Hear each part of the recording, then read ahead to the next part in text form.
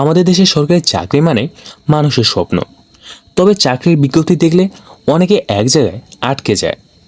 Office সহায়ক আর office সহকারী নাম দুটো প্রায় কাছাকাছি, তাই অনেকের মনে প্রশ্ন জাগে, এরা কি একই পদ নাকি ভিন্ন? কাজের দায়িত্ব, বেতন, যোগ্যতা কোনটা কেমন? আজকের এই ভিডিওতে আমরা এই দুইটা পদ নিয়ে বিস্তারিত জানাবো সহজভাবে, যেন আপনার মনে আর কোনো বিভ্রান্তি না থাকে। অফিস সহায়ককে প্রথমে আসি অফিস সহায়কের কথায়। অফিস সহায়ক মূলত অফিসের সব থেকে বেসিক বা এন্ট্রি লেভেলের কর্মী। আগে এ পদকে বলা হতো চতুর্থ শ্রেণীর কর্মচারী। অফিস সহায়কের কাজ হলো প্রতিদিন ছোটোখাটো সহায়তা দেওয়া, যেমন ফাইল একজন কর্মকর্তার ডেস্ক থেকে আরেকজনের কাছে পৌঁছে দেওয়া, অফিসের অতিথি এলে চা পানি নাস্তা পরিবেশন করা, অফিস রুম পরিষ্কার করা, বাইরে ছোটোখাটো কাজ সারতে যাওয়া, যেমন ডাকঘরে চিঠি পৌঁছে দেওয়া। অর্থাৎ অফিস সহায়ক হলো সেই কর্মী যার কারণে অফিসের ভেতর কাজগুলো গতি পায়। মানে আমরা যদি একেবারে ক্লিয়ার ভাষায় বলতে চাই, অফিস সহায়ক হলে মানে পিয়ন বলা হয় আমাদের নর্মালি ভাষায়। এবার আসি অফিস সহকারীর কথায়। অফিস সহকারীকে আগে বলা হতো ক্লার্ক। তাদের কাজ মূলত কাগজপত্র, প্রশাসনিক কাজ এবং কম্পিউটার ভিত্তিক কাজের সাথে জড়িত, যেমন অফিসে আসা, প্রতিটি ফাইলে রেজিস্ট্রেশন করা, নথি সংরক্ষণ ও হালনাগাদ করা, কম্পিউটার চালিয়ে ডাটা এন্ট্রি করা, সরকারি চিঠিপত্র টাইপ করা, কর্মকর্তাদের দাপ্তরিক কাজে সহায়তা করা। অর্থাৎ অফিস সহকারী অফিসের প্রশাসনিক কার্যক্রমের সচল রাখেন। তাদের কাজের মধ্যে পার্থক্য কী? এখানে মূল প্রশ্ন, অফিস সহায়ক আর অফিস সহকারী কাজের পার্থক্য কী? অফিস সহায়ক বেশি শারীরিক বা লজিস্টিক সহায়তা দেন, আর অফিস সহকারী দেন মেধাভিত্তিক ও প্রশাসনিক সহায়তা। একজন ফাইল বহন করেন, আরেকজন সে ফাইল রেজিস্ট্রেশনে নথিভুক্ত করেন। একজন অফিস পরিষ্কার করেন, আরেকজন অফিসের ডকুমেন্ট সঠিকভাবে সংরক্ষণ করেন।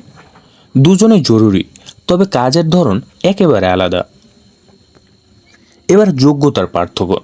এখন দেখা যাক এই দুই পদের জন্য কি কি যোগ্যতা লাগে। অফিস সহায়ক কমপক্ষে অষ্টম শ্রেণী পাশ হলেই আবেদন করা যায়। কিছু ক্ষেত্রে এইচএসসি পাস প্রার্থীদের নেওয়া হয় এবং শারীরিকভাবে সুস্থ ও পরিশ্রমী হতে হবে। এবং অফিস সহকারী কমপক্ষে এইচএসসি পাস প্রয়োজন, মানে ইন্টারমিডিয়েট পাস। কম্পিউটার চালানো জানা, টাইপিং স্পিড ভালো থাকা বড় সুবিধা, এবং লিখিত মৌখিক পরীক্ষার জন্য বাছাই করা হয়। বেতন, ভাতা ও গ্রেড। এখন আসি সবথেকে গুরুত্বপূর্ণ জায়গায়, বেতন ও গ্রেড।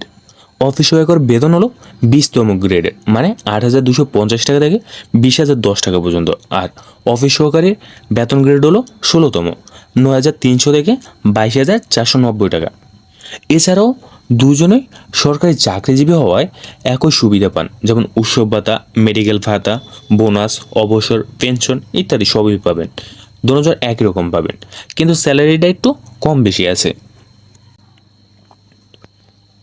এবং ভবিষ্যতের সুযোগ ও পদোন্নতির ক্ষেত্রে অফিস সহায়কের জন্য পদোন্নতির সুযোগ তুলনামূলকভাবে কম, তবে দীর্ঘ সময় চাকরির পর অভিজ্ঞতার ভিত্তিতে পদোন্নতির সুযোগ আসে। এবং অফিস সহকারী পদোন্নতির সুযোগ বেশি।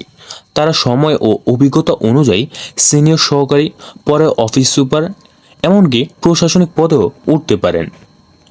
ধরুন একটা উপজেলা অফিসে দুজন কর্মী আছেন। সকালে অফিসে অতিথি এলে অফিস সহায়ক পানি পরিবেশন করলেন, ফাইল এক রুম থেকে অন্য রুমে নিয়ে পৌঁছে দিলেন। অন্যদিকে অফিস সহকারী সে ফাইল হাতে নিয়ে রেজিস্ট্রেশন এন্ট্রি করলেন এবং ডকুমেন্ট কম্পিউটারে টাইপ করলেন এবং সঠিকভাবে সংরক্ষণ করলেন।